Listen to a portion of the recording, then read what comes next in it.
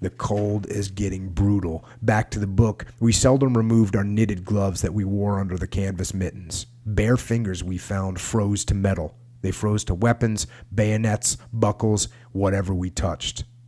The cold forced the corpsmen to change their way of doing business. With the first sounds of a firefight, they would take several syrettes of morphine and put them into their mouths. This kept the morphine liquid until the syrettes were jabbed into the wounded man's flesh to relieve his pain. The corpsmen were the only ones who worked with bare hands in the severe cold, and they found a way to keep their fingers nimble while attending to a wounded man.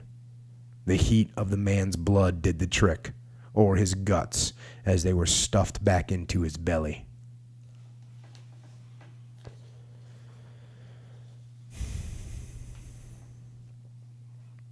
Freezing cold. Back to the book. Despite our efforts to keep the men in clean, dry socks, we were losing the fight against frostbite, which resulted from damp, cold feet. The men would complain of pains or numbness in their feet, and when they limped badly, we sent them to battalion aid station. Many never returned.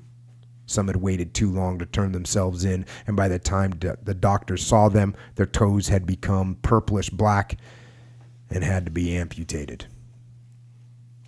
Because the ground was frozen hard, digging good fighting holes was nearly impossible.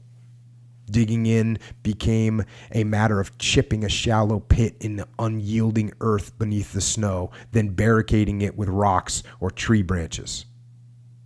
If any dead Chinese were found on the hill, we added their stiff corpses to the barricades. To make level places for their guns, the mortarmen took turns at the concrete like dirt with entrenching tools and combat knives.